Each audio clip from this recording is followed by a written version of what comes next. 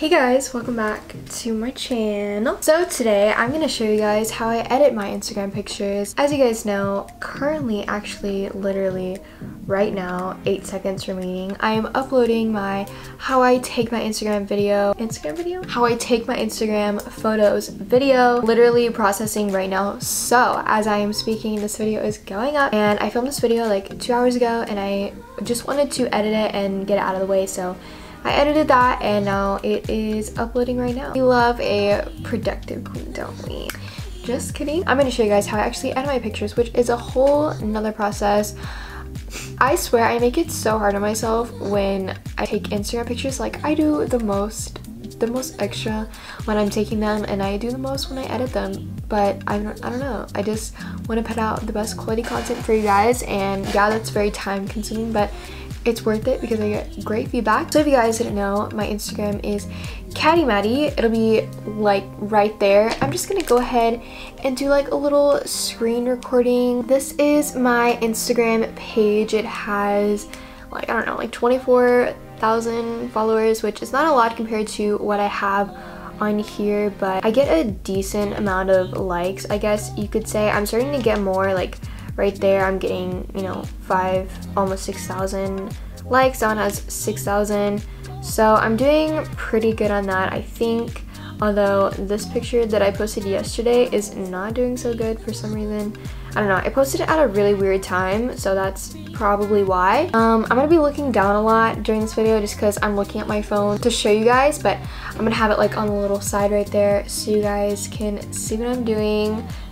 Duh. Now that we've seen my Instagram, you can go follow me on there, but now let's just go ahead and hop right into the photo editing. So basically this up here in this corner is sort of like my photo editing folder. So I have Facetune, which I use to, I mean, obviously you guys know what Facetune is. I use it to Facetune. So Fonto is what I use to make my thumbnails for my videos, which I don't really use for my Instagram, so that's a whole different thing. But if you want a good thumbnail app that's easy to use, check out Fonto. I rarely ever use PICS anymore. I used to use it just for, you know, like filters, but I really don't use that one. iMovie is iMovie.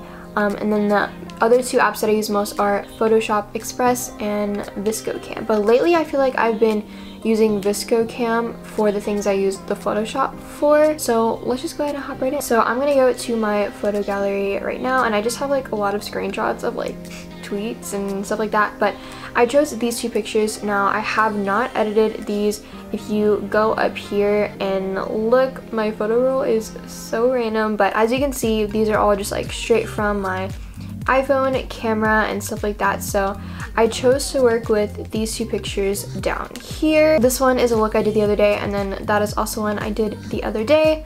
So this is what I will do. So since I screenshotted these, actually they have like a little bar from the top.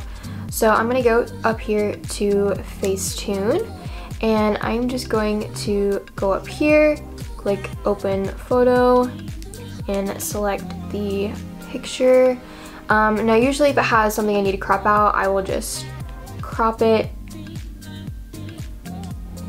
like so, and then it'll crop, and then I will go over here to whiten, and I will just, this is like a trick that I learned from James Charles, surprisingly.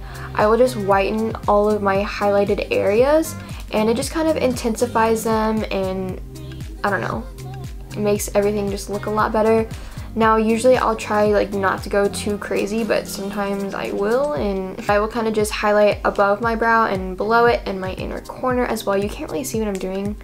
And then I will do the very tip of my nose and my other inner corner, top of my brow, a little bit on my brow bone. I'm gonna go in and whiten my teeth if they need to be whitened, a little bit on the chin, blah blah blah.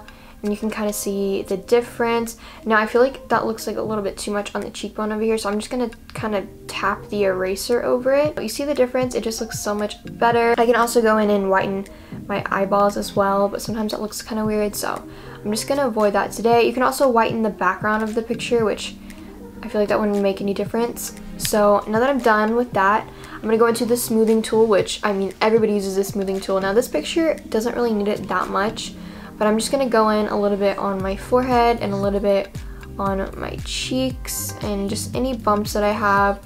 I really don't like going too crazy. I barely do anything. Like, I'm doing like a little before and after button right now, and you can't even tell the difference, and that's just how I like it. I'll click the little check mark. Then I will go over to tones, and this is where I get a lot of questions about. I don't know, a lot of people think I wear colored contacts, but I don't. I actually just use Facetune because I have like this weird thing where I can't touch my eyeball. It's really weird, I know, and I'm like probably really childish for it, but I can't touch my eyeball. I don't think I could ever wear contacts, which sucks because I really need them. So I will go over to the palette and move all the way over to sort of like a greenish yellow. I kind of like in the middle, and then go to like a poopy olive color, and then zoom into my eye, and I will just kind of tap over. Now this picture doesn't really pick it up very well, but my eyes are actually hazel. This picture kind of makes my eyes like super dark for some reason, so it's actually not that far off from my natural eye color.